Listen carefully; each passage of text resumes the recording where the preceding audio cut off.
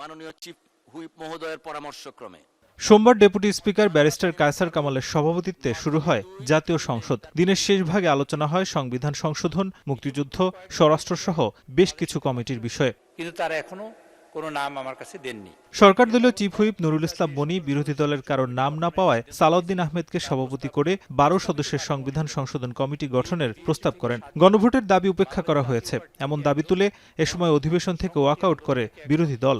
১৭ জনের মধ্যে সদস্যের মধ্যে বিরোধী দলের জন্য ৫টি পদ শূন্য রেখে আজ ১২ সদস্যের কমিটি গঠনের প্রস্তাব করছি। আমরা শুধু এই কমিটিতে অংশগ্রহণ করব না এটাই নয়, বরঞ্চ এই পর্বটা আমরা যেহেতু জনগণের রায়কে সম্মান করা হচ্ছে না, তার প্রতিবাদে আমরা ওয়াকআউট করছি।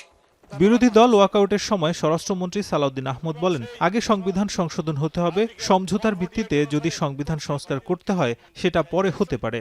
গণভোটের গণরায়কে যদি সম্মান দিতে হয় এই সংবিধানকে সংশোধন করতে হবে এবং তারপরে যদি সবাই মিলে রাজি হয় যে সংবিধান সংস্কার পরিষদ গঠন হবে, তখন যে সংবিধান সংস্কার পরিষদের সদস্য হিসেবে শপথ নিতে পারবে, তখন সেটা হবে।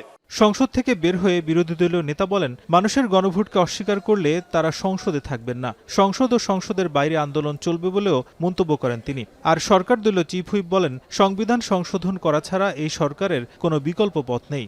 জনগণকে আমরা কথা দিয়েছি, গণভোটের রায় বাস্তবায়নের জন্য সংসদের ভিতরে আমরা লড়ে যাচ্ছি। আপনারা দেখতে পাচ্ছেন আমরা লড়ে যাব এবং একই সাথে জনগণকে সাথে নিয়ে রাজপথেও আমরা লড়ে যাব ইনশাআল্লাহ। যুদ্ধ করে দেশটা স্বাধীন করেছি, আমরা তৈরি হয়েছি, তখন আমরা সংবিধান লিখেছি। কাজে সংবিধান নতুন করে লেখার তো কোনো সুযোগ নেই। কাজে আমরা সংবিধান আজকে হোক, কালকে হোক, পরশু একদিন সংবিধান সবাই মিলে সংশোধন করবো, এটাই বাস্তব।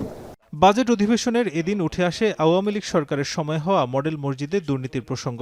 বর্তমান সরকার এ বিষয়ে তদন্ত করবে বলে জানান স্বরাষ্ট্রমন্ত্রী। এদিন মাদকদ্রব্য সংশোধন বিল ও বাংলাদেশ মেডিকেল বিশ্ববিদ্যালয়ে দ্বিতীয় সংশোধন বিল সংসদে পাশ হয়। পক্ষে আছেন তারা হ্যাঁ বলুন। নাজমুস সাকিব, এখন, ঢাকা। আমার মনে হয় হ্যাঁ জয়।